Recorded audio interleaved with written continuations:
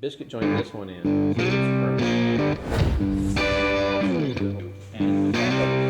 Hey, it's Norm from Tested. Welcome to part 4 of my arcade cabinet build in Adam's shop, brought to you by Tested Premium subscribers. We still have a little bit of woodworking to do, but I want to take a break for this episode. We're going to finish up the woodworking in a little bit, but I want to talk about decorations and laser cutting. So one of the tools we have at Adam's shop is his new laser cutter. Adam is of course in Australia right now, but I've spent some time after work learning the ins and outs of his laser cutter, and I think we could use it maybe to decorate the arcade cabinet.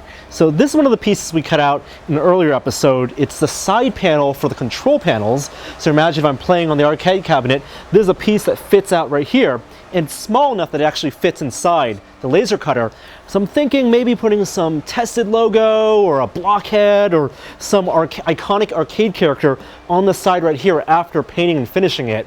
Not sure exactly what I'm going to do, but I'm going to show you the laser cutter and show you what I have so far. First of all, I want to apologize for how loud it is. The laser cutter is turned on in the background, and I don't even have the exhaust fan on, but it's already pretty loud. I'm going to turn the exhaust fan on before I get started cutting. But I wanted to show you some of the software. Now, this isn't a tutorial about laser cutting, because all laser cutters are a little different. The software is different, but this is for Adam's cutter, what I have so far.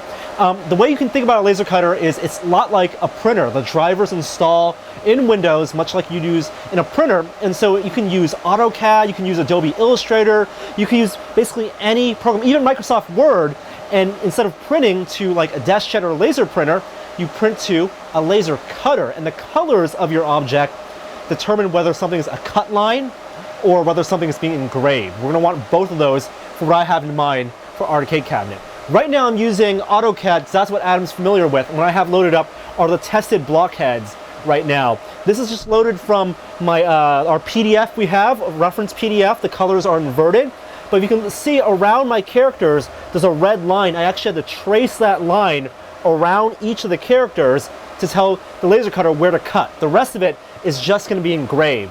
Now I'm going to try adding also a Tested logo, so I'm going to insert a PDF underlay, and I've expedited the process just a little bit.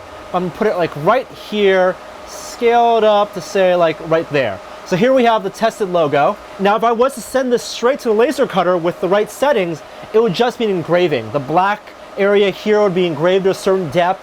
The orange would be engraved to a certain depth. But what I want is it also to cut around the plywood. So what I'm going to do is go to my drawing tools and draw what's called a polyline. It's cool, AutoCAD lets me stick to the edges. So I'm going to draw, bam, bam, and enter. And I have a line around the edge, and I can change that color to red. I actually have one set up already before, and I'm going to send it over to the laser cutter and show you what I'm going to do there. So here I have the laser cutter. It's set up the way it's a Trotec laser cutter, pretty big bed and a pretty powerful laser. And I did a few test cuts yesterday to make sure it works. But the thing I have to do right now is for this 1/8 inch plywood, which I have set up right here, is focus the laser, because the laser cutter doesn't know how thick the object is.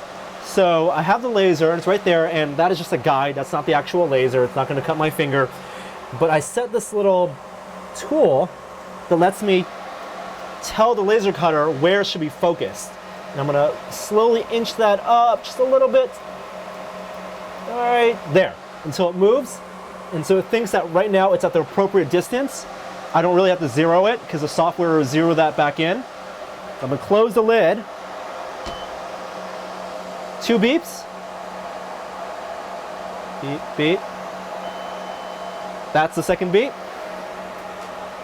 Go in my software. I'm going to now turn on the exhaust fan. I apologize. It's going to get a little loud. So I've sent over my job from AutoCAD into the Trotec software, basically the printer software. I'm going to drag this in to my bed, and I am ready to make the cut. So let's cross our fingers and take a look at the cutter. Ready, go.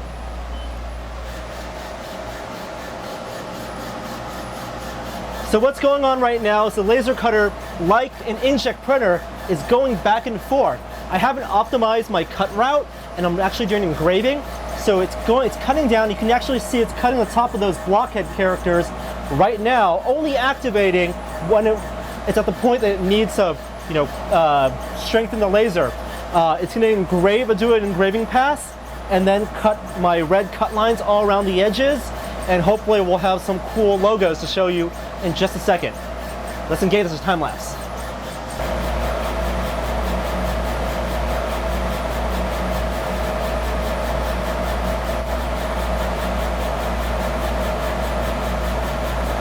Look, guys.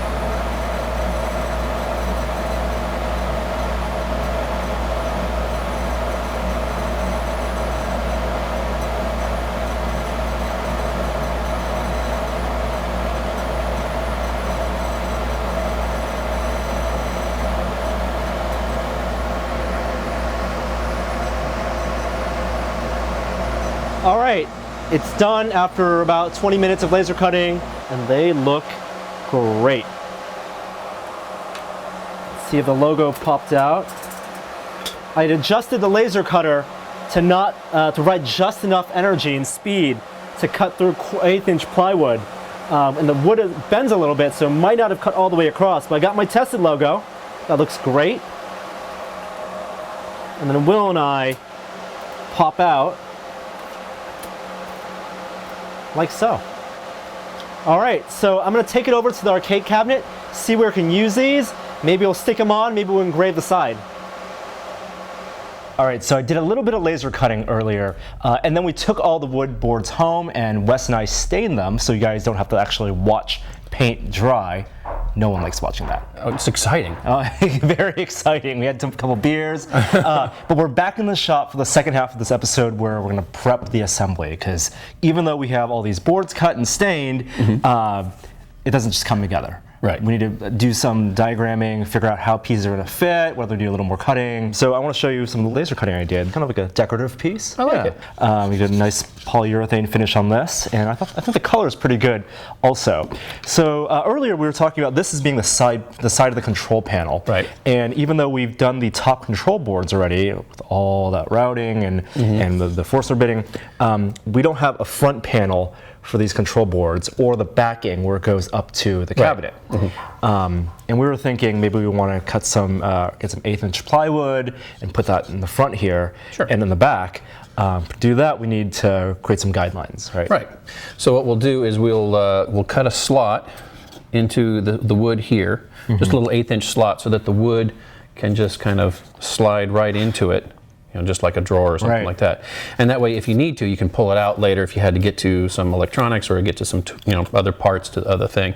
But otherwise, you can also replace it too with other materials if you want to change the acrylic color. or something brighter or something. And the same thing for the front here. Right. Now, the top board, the control panel, so a board like this is going to live either on the bottom or the top. The top's going to have all the buttons. Okay. We want that to be really sturdy. Right. So we're going to glue that one and use biscuit joints to hold it together.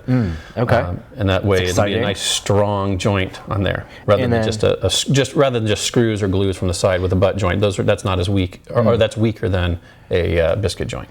But on the bottom, we can actually just do screws, and we actually want that to be not as strong or not as permanent, because we want to be able to drop out the bottom. Right, because you want to be able to get to the electronics under there, and we're going to have an access hole into the main panel here, so that all your wiring can come right from the switches and things and right into the center. Okay, so to the table saw. To the table saw. So I've set up the saw depth already using a nice little height gauge that Adam had, so that we can determine, we know how deep it'll cut into the wood.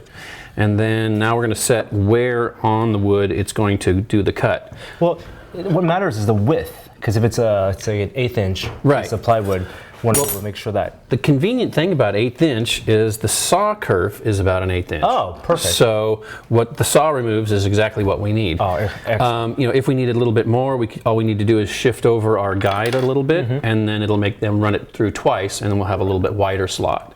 But that way it keeps our fingers away from things. And so the depth, this being 3/4" ply. Right. Since it's 3/4" ply, I'm going in about 3/16. I don't think we need to go much deeper than that. Yeah. But it'll give it enough meat that the panel won't fall out of there. But then it's not going to be so deep that the piece might bind going in if it's a little bit tight. That's going to sit, for example, how do we want like that. Okay. So this comes all the way out to here, or Yeah. Okay. So that's good to know. This is not the full width of the side panel, so we might even want to give it a little more. Okay. Well, in that case, do we want to have our slot? Our slot wants to, our backer piece wants to land on this, right? Exactly. So if we have it in the middle and split the difference. Okay. Now, the one issue this does create by moving it forward is our bottom piece is the same length. Yes. So it's going to have a gap back here. Ah, got it. Which is on the underside, so you probably wouldn't see it anyway. But you know, it's a right. And there's a curvature here, so we should probably match it up to the bottom. Yeah, which actually leaves, there's only about 3/16 then. That's not bad. Okay, so we want our upper one to be the same distance up. I believe that was around 3/16. And that will not give us too much. oh, one thing we want to double check. Yes, the thickness. This is our beast that has to fit in between our panels. So long as there's at least, whatever this is, between our panels, call it 2 inches, yeah. So one thing I'm going to do is I like to mark where the saw is, because we're going to be doing a blind cut. What does that mean? It means we won't be able to see where the blade is, because as it goes over it, now the blade's all hidden underneath there. It's not poking out through the top of the wood. And I know, let's see, our upper board is going to be here, so I need to go a little bit past that point. And so that's where, so this is where our saw is, and the high point's right there. So I want to get whatever our slot is at least to that point. Okay. So I'm going to go mark on the top. About, well, I can see it's about there, but our halfway point's about there. So that's a kind of a gauge, rough gauge. We have a little bit of wiggle room. I can go a little bit beyond it or something like that. I want to avoid coming out the bottom, because then we have a little notch down there, even though it's on the bottom and won't be seen.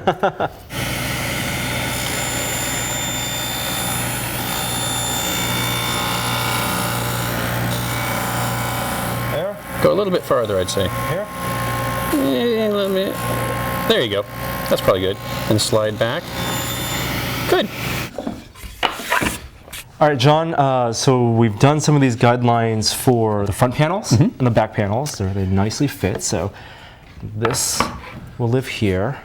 This will live on top. I don't have the 1/8 inch ply today. It's going to basically be that, like similar to something like this. And then this will sit and rest on top like that. So we should cut some mock-ups. Okay.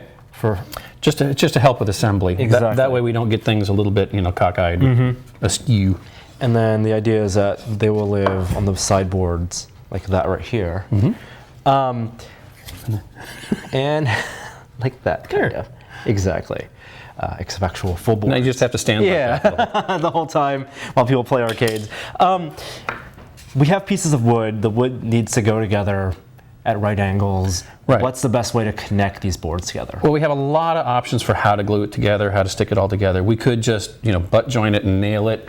We can glue it. There's, tongue and groove. There's, brackets and stuff like that could all be used. We're going to go with something called biscuit joining. It'll give you a nice strong joint. It's a little bit more complicated than simply screwing and gluing it together, but it'll be cleaner from the outside, and it'll be really strong because the biscuits, biscuits are kind of like a easy tongue and groove. And basically you're cutting a groove into both pieces, and your tongue is a separate piece that joins the two together. Right. And it just makes the biscuit. That's the biscuit. We have jars of those. They're really sturdy. They're curved. Now to cut those holes, we need a special tool for that. We do, called a biscuit joiner. Aha. And it's basically a little mini circular saw. And that's what determines the shape of the biscuits. And that's going to be strong enough for these big sideboards to hold up? Yeah. You put several of them along each joint, and then we'll reinforce it with some corner blocks. Corner blocks. So we have to make those too. So before we get to biscuiting, we have one more thing. This control board here is for the trackball. Remember from last time, and we want to put a spinner on this one. And I spent some time. We originally wanted to reclaim this spinner from that arcade control board, but we're not sure we can get the electronics to work. Right. So I went ahead and bought a new spinner online. It hasn't arrived yet. But we do have the schematics and dimensions online that will let us cut the right. Thankfully, the internet has it. 25 millimeter. So 25 millimeter depth. threading. Yeah, so that gives us plenty of space for this thickness of wood. So we don't have to pocket it out, so that's good. And it looks like it's a 28 millimeter hole that we need. So 28 is right there, which is about 1 1/8 inches. So if we do about a 1 1/8 inch hole. Okay, yeah, that's the 28, and then the wide. Oh, it's only that's for the lip. So that's the flange to keep it from falling through. So, but the through hole that we need for everything. So Forstner bits. Forstner bits. Awesome. Yeah. It's 32. Fortunately, we have a great selection of them here. Yeah. Right here is fine. So, right there. Okay.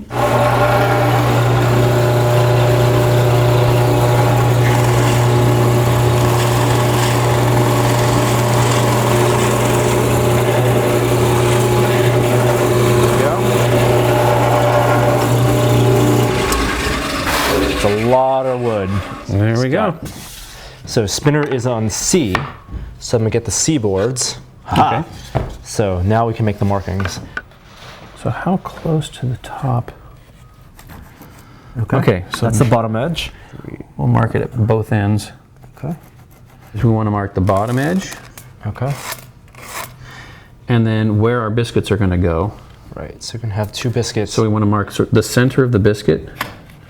So we line up our mark there with the little red mark. And it's as easy as that. For our biscuit. Right there. Great. And the thing about the biscuits is they actually compress the wood so that when you put glue on it, it expands in the joint and makes a nice, really solid joint. And it absorbs. Yeah, it absorbs the moisture from the glue. From the glue.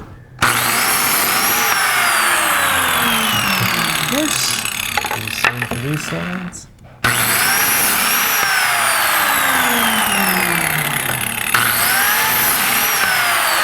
Shoots it out the back. So I'm using our pencil mark to line up the back side of the tool because that was the top of our board. This will come shooting out the top. Fantastic. Okay. Now we put our biscuits in.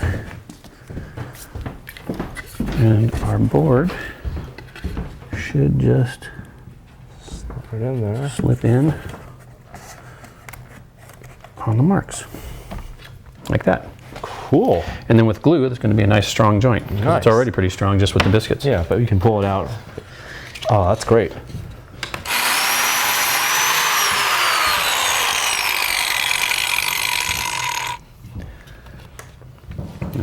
Give it a good solid whop and it goes in. Very cool. All right, John, some initial biscuit joining done. It's not glued together yet. I'm surprised by how much wiggle room you have to slide this back and forth as long as it's level. Right. That way it gives you you can help with your alignment of things, make sure that you got things right where you want them, as opposed to other kind of joinery where it locks you into right where you cut your hole. Exactly. And that's it. Right. So for example, this is the bottom right here. We're not going to actually biscuit join the bottom piece, and we're just going to screw in from the side because I'll let us unscrew it and take off the bottom to do the wiring. But we do need some temporary front pieces to make sure that's level when we attach that to the sides, and then we're going to create some corner blocks for everything else. We're on our way. We're on our way. All right, let's wrap up this episode with a few more cuts.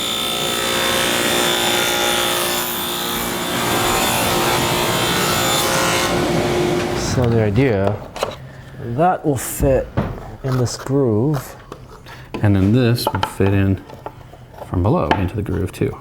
Ta-da! And we'll just have to stand here while people play. Cool. Ta-da! That overhang is totally fine. Yes, yeah, so you can put acrylic or something in here with like your logo on it, or pictures of, you know. And then the cool thing is we can swap this Space out. Invaders on there or something.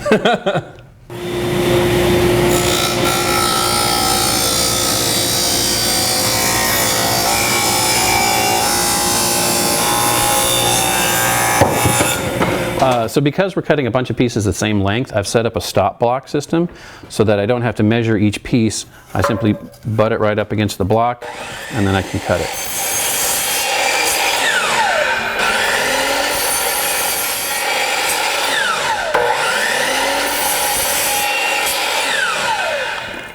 So now they're all the same size.